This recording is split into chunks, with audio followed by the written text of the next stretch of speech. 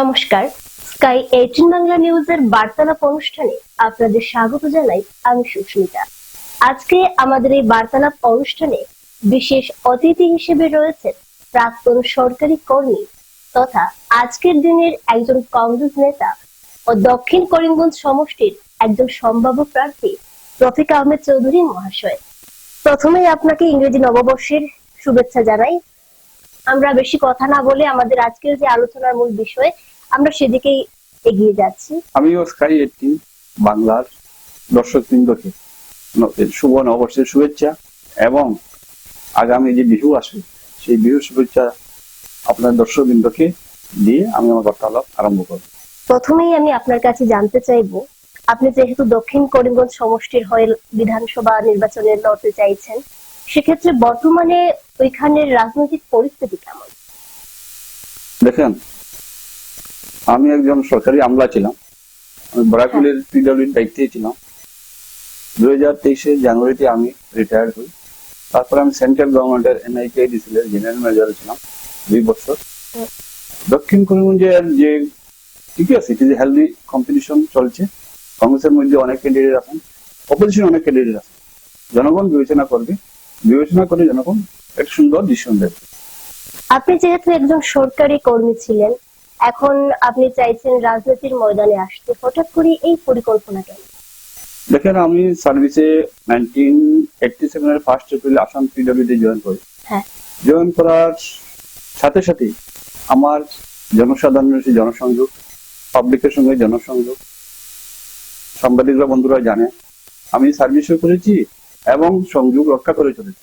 সেই সংযোগ সুবাদে আমি পাবলিকের হায়ার অথরিটি অনেক কাজ করে দিতে পেরেছি। আমি দেখলাম যে পুরা কাজ করতে গেলে পাবলিকের যেগুলো মৌলিক সমস্যা করতে গেলে আধিকারিকরা করতে পারেন না, এখানে বিধায়ক বা এমপি সংসদের দরকার হয়। সেই জন্যই আমি মনে মনে আমার ইচ্ছা ছিল, যদি আমি কোনোদিন বিধায়ক হতে পারি, আমার যেটা এক্সপিরিয়েন্স আছে গভর্নমেন্ট সার্ভিসে এবং বিধায়কের যেটা দায়িত্ব আছে, সেই দায়িত্ব সুবাদে আমি অনেক কিছু করতে পারি। কিন্তু শুধু দক্ষিণ করিমগঞ্জের হয়ে প্রতিদ্বন্দ্বিতা করার পরিকল্পনা কেন? দেখুন, আমরা আগে ছিলাম উত্তর করিমগঞ্জে। রিসেন্টলি যে ডিলিমিনেশন হয়েছে, আমাদের যে সাদাশি গ্রামটা দক্ষিণ করিমগঞ্জে এসে যায়, সেই জন্য আমি দক্ষিণ করিমগঞ্জে পরিকল্পনা করেছি। আমি 2026 বিধানসভায় কংগ্রেস কি আপনাকে দলীয় প্রার্থী করবে? দেখেন, গুড কোয়েশ্চন। আমার জনসংযোগ বা আমার সার্ভিস পিরিয়ডের যে আমার কাজকর্ম, আমার দীর্ঘ 37 বছর স্টেট গভর্নমেন্ট, 2 বছর সেন্ট্রাল গভর্নমেন্টে, আমার বিরুদ্ধে কোনো একটা অভিযোগ নেই। আমার বাবা ছিলেন জমিয়তের প্রেসিডেন্ট এবং একজন কংগ্রেসের নেতাও ছিলেন। আমার বড় ভাই হাফিজ আসিফ সাহেব উনি গত ইলেকশনে এমপিতে প্রায় 5,26,000 ভোট পেয়েছেন। সেই সুবাদে আমিও চিন্তা করলাম, জনসাধারণ বন্ধুবান্ধব এবং সামান্য বন্ধু আমাকে বললেন যে আপনি দক্ষিণ থেকে চেষ্টা করেন, যদি টিকিট পান ডেফিনেটলি আপনি বিধায়ক নির্বাচিত হবেন।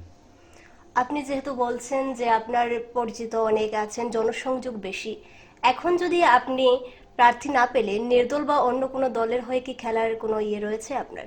দেখেন, আমার ফ্যামিলির একটা রেপুটেশন আছে। আমরা we are committed to the society also, nation also. We are committed to the party. Party যদি আমি বিবেচনা করি ডেফিনেটলি আমি খেলবো, যদি বিবেচনা করি না, যে পাবে তার সঙ্গে আমি থাকবো। দক্ষিণ করিমগঞ্জে এমন কি কাজ রয়ে গেছে যেটা আপনি নির্বাচনে জয়ী হলে আপনি করবেন বলে আপনি আশাবাদী? দেখেন, দক্ষিণ করিমগঞ্জের অনেকগুলা মৌলিক সমস্যা আছে। আমার পাবলিকের সঙ্গে সার্ভিস রাখা অবস্থায় ইন্টারেকশন ছিল, এখনো আছে। ফার্স্ট অ্যান্ড ফরমোস্ট একটা প্রত্যন্ত অঞ্চল, প্রায় 3,10,12,000 ভোট, একটা মহিলা কলেজ নেই। ফার্স্ট প্রায়োরিটি মহিলা কলেজ করা। 2 নম্বর হলো আমার যেটা রোডস ইনফ্রাস্ট্রাকচার, জলের ব্যবস্থা, বিদ্যুতের ব্যবস্থা এবং হেলথ সেক্টর, এইগুলো আমার মৌলিক অগ্রাধিকার থাকবে। বর্তমানে বিধায়ক রয়েছেন সিদ্দিক আহমেদ মহাশয়, উনি কি কি কাজ করেননি যেটা আপনার চোখে পড়েছে? দেখেন, উনি একজন বিধায়ক ছিলেন, বিধায়ক ছিলেন, ওনার সঙ্গে আমিও কাজ করেছি। আমি যখন একজনের ছিলাম, এসি ছিলাম, এডুকেশনে ছিলাম, ওনারও কাজ অনেক কাজ করে দিয়েছি আমি। তো অনেকগুলো কাজ ওনার বাকি আছে। যেহেতু উনি মারাত্মক ব্যাধি রোগে ভুগছেন, উপরওয়ালা সে প্রার্থনা করি যেন সুস্থ হন। আর অনেকগুলো কাজ ওনার বাকি আছে। যদি উপরওয়ালা আমাকে সুযোগ দেন, আমার জন্য সুযোগ দেন, আমি বিধায়ক হই, ওনার অসম্পূর্ণ কাজ আমি করে যাব। বর্তমানে দক্ষিণ করিমগঞ্জের ভোটারের সংখ্যা কত? বর্তমানে এক্স্যাক্টলি 10-12,000 এরকমই হবে আর কি। প্রদেশ কংগ্রেস সভাপতি হিসেবে গৌরব গগৈ দায়িত্ব নেওয়ার পর বর্তমানে কংগ্রেসের অবস্থান কেমন? দেখেন, গৌরবই দায়িত্ব নেওয়ার পরে আমাদের বুথ লেভেল কর্মী এবং অনেকগুলা ব্লক লেভেল কর্মী, ডিস্ট্রিক্ট লেভেল কর্মী ওরা অক্সিজেন পেয়েছে। সেই অক্সিজেনের সুবাদে, সেই গাইডেন্সের সুবাদে, সেই লিডার সুবাদে আমি মনে করি সরকার আসবে। বিজেপি যখন একের পর এক হার্ডল পার করছে আমরা দেখতে পাচ্ছি, আপনি কি সক্ষম হবেন চ্যালেঞ্জ মোকাবেলা করতে? কি মনে হয় আপনার? আমার সঙ্গে জনসাধারণ আছেন, সাংবাদিক বন্ধু আছেন, আমি সক্ষম হব। আপনি শিওর আপনি সক্ষম আমি হবেন? শিওর। আপনার ম্যানিফেস্টো কি থাকছে ভোটারদের জন্য? ভোটারদের জন্য ভোটারদের আমি সুখে দুঃখে থাকবো। আমি ভোটারদের সঙ্গে আলোচনা করে, সিভিল সোসাইটি আলোচনা করে, যেগুলো মৌলিক সমস্যা অগ্রাধিকার ভিত্তিতে আমি কাজ করে যাব। বর্তমানে দেখা যাচ্ছে কংগ্রেস অনেকটা শক্তিশালী। এতটা শক্তিশালী হওয়ার পরেও বিহারে কংগ্রেস ভরাডুবি কেন? এই বিষয়ে আপনার কি মন্তব্য থাকছে? দেখেন, বিহার সম্বন্ধে যদিও বিহারে কংগ্রেস জেতার কথা ছিল, হ্যাঁ, কোনো একটা ছিল, আর আমরাও শুনেছি বুথ চুর গদ্দি চুর, এটাও শুনেছি, যদিও আমি ডিটেলস অ্যানালাইসিস করি নাই। তো যেগুলো আমাদের লেফট ছিল এগুলো আমরা আসামে এগুলো কভার করে আপডেট করে আমরা নিশ্চয় জয়লাভ করবো আসামে। বর্তমানে এসআইআর বাতিল করে এসআর জারি করা এই প্রসঙ্গে আপনি কি বলবেন? দেখেন, আসামে যেহেতু এনআরসি চলছে সেই জন্য মানে এসআইআর না করে এসআর করা হচ্ছে। যদি দল আপনাকে টিকিট দেয়, আপনি আগেই বলেছেন, সেক্ষেত্রে আপনার প্রথম কাজটা কি থাকবে? প্রথম কাজ আমার মহিলা কলেজ থাকবে, 1 নম্বর। 2 নম্বর, ডিলিমিটেশন করে অন্যায়ভাবে যে একটা সিট কর্তন করা হলো, আমি 2টা সিট বাড়াবার চেষ্টা করব, একটা বদরপুর এবং একটা কালীগঞ্জ করবেন। এটা আমি চেষ্টা করব। এবার দেখা যাচ্ছে এআইইউডিএফ দল থেকে অনেকেই কংগ্রেসে এসে যোগদান করেছেন দক্ষিণ করিমগঞ্জে। এখন যদি এদেরকে কংগ্রেস টিকিট প্রদান করে, তাহলে কি আপনার কি মনে হয় যে কংগ্রেসের যে দল আছে সেখানে কি ওদের ঘরের জঞ্জালের সৃষ্টি হবে? দেখেন, কংগ্রেস একটা ডিসিপ্লিন দল। যদি হাইকমান্ড যে ধরনের ডিসিশন নেবে আমরা ওদের সঙ্গে থাকবো, এটাই মন্তব্য থাকছে।